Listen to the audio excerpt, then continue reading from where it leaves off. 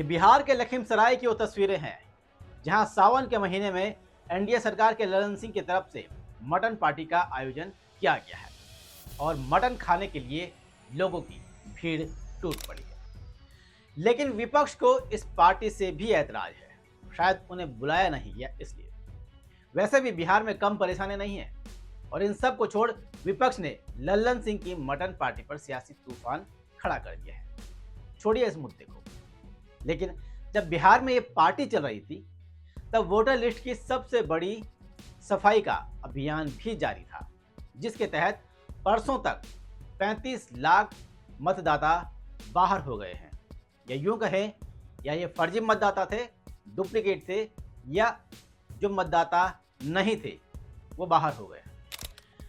बिहार में 2025 के विधानसभा चुनाव से पहले मतदाता सूची के पुनरीक्षण का काम निर्णायक मोड़ पर पहुंच गया है, लेकिन जैसे जैसे दिन नजदीक आ रहे हैं ये विवाद लगातार बढ़ता जा रहा है। हाल ही में एक बीएलओ का वोटर लिस्ट फॉर्म भरवाने के लिए पैसे मांगने का वीडियो सामने आया था, ये वायरल हो गया था, जबकि एक पत्रकार द्वारा इस जो पुनरीक्षण की रिपोर्ट है उस पर रिपोर्टिंग करने पर उस पर एफआईआर दर्ज हो गई।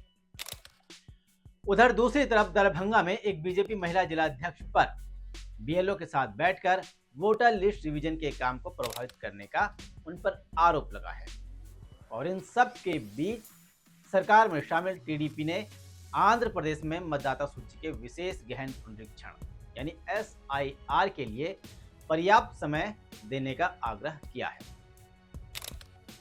मटन पार्टी के बीच इन तमाम घमासान पर करेंगे चर्चा, लेकिन सबसे पहले बात कविता कुमारी की, जो दरभंगा में बीजेपी महिला जिलाध्यक्ष है, जिनका बीएलओ के साथ बैठकर वोटर लिस्ट रिवीजन करने का वीडियो वायरल हुआ है, जिसे नेता प्रतिपक्ष तेजस्वी यादव ने इस वीडियो को शेयर कर सवाल उठाए हैं कि चुनाव आयोग ने कह दिया है कि अब मतदाता सूची का काम बीजेपी संगठन ही देखेगा और किसी भी प्रत्यक्ष प्रमाण की आवश्यकता है क्या।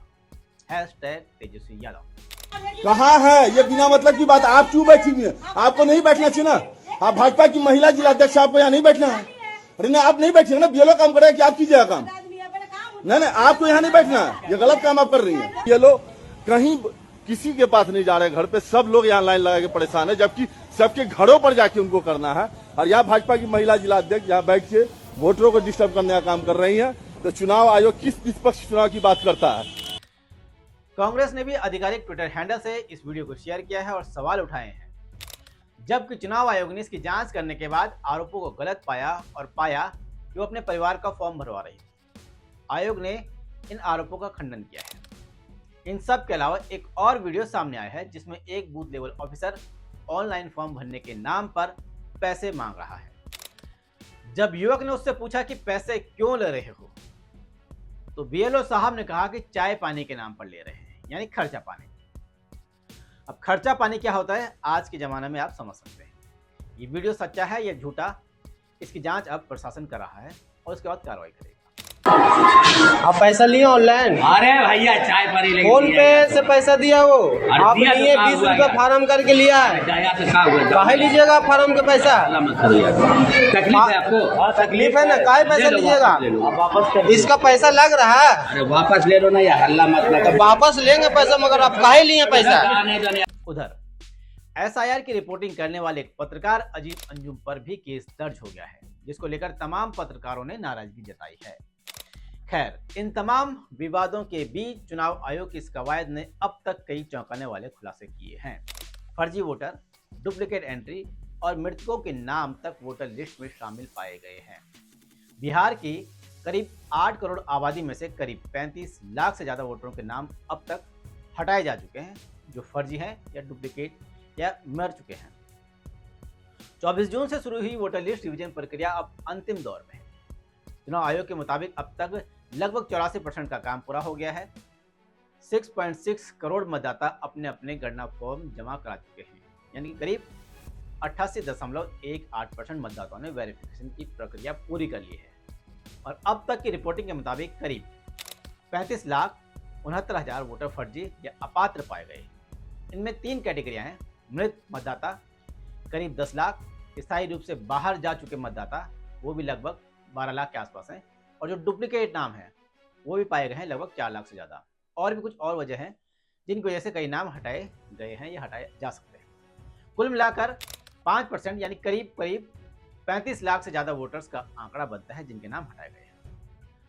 अब भी करीब 11.82% यानी कि लगभग 93 लाख मतदाताओं के फॉर्म जमा होने बाकी हैं। चुनाव आयोग ने साफ किया कि 25 जुलाई तक ये काम पूरा करना है तो करना है।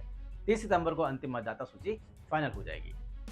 इस पूरे रिवीजन अभियान पर राजनीति भी गर्म है। कांग्रेस के प्रदेश अध्यक्ष राजेश राम ने दावा किया है कि सिर्फ 35 लाख नहीं बल्कि 3 करोड़ से ज्यादा वोटरों के नाम हटाए जा सकते हैं। उन्होंने आरोप लगाया कि यह एक प्रायोजित अभियान है जिससे विशेष वर्गों को निशाना बनाया जा रहा है। हालांकि मुख्य निर्वाचन पदाधिकारी ने इन आरोपों को नकार दिया है और कहा है कि किसी भी नाम को लिस्ट से बिना प्रमाण के नहीं हटाया जाएगा। सभी मतदाताओं को पहले नोटिस दिया जाएगा और पूरी जांच के बाद ही कार्रवाई होगी। निर्वाचन आयोग ने यह भी साफ किया है जो मृतक वोटर डुप्लीकेट नाम वाले हैं और जो बाहर जा चुके हैं, इन मतदाताओं की जो सूची बनाई जा रही है उसे मान्यता प्राप्त राजनीतिक दलों के साथ साझा किया जाएगा ताकि सभी पार्टियों को ये मौका मिल सके कि अपने स्तर पर डेटा की जांच करें और कोई दावा हो तो वो ठोके, आपत्ति हो तो दर्ज कराएं।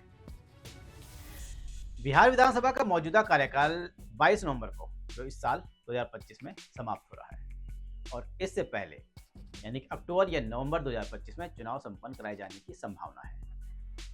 चुनाव आयोग जो त्योहार हैं खासकर दिवाली और छठ को ध्यान में रखकर चुनाव की तारीखें तय कर सकता है। और बिहार में मचे इन घमासान के बीच इन सबसे अलग टीडीपी ने भी इस प्रक्रिया से नाखुशी जताई है।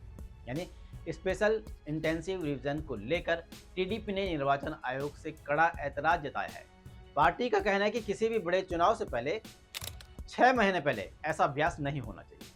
टीडीपी ने मांग की है कि जो मतदाता पहले से सूची में है उन्हें दोबारा पहचान साबित करने की जरूरत नहीं होनी चाहिए और इस प्रक्रिया का मकसद सिर्फ वोटर लिस्ट में सुधार करना होना चाहिए और उनका समावेशन करना होना चाहिए, न कि नागरिकता की जांच। टीडीपी एनडीए की दूसरी सबसे बड़ी सहयोगी पार्टी है। टीडीपी के पास 2024 के लोकसभा चुनाव में 16 सीटें हैं और इसका सर पर यानी एसआईआर पर सवाल उठाना और प्रक्रिया में बदलाव की मांग करना गठबंधन के भीतर मतभेदों को उजागर कर सकता है। लेकिन इन सब से बेफिक्र लल्लन सिंह सावन के महीने में मटन की दावत का मजा ले रहे हैं और लोगों को दावत भी दे रहे हैं। नमस्कार।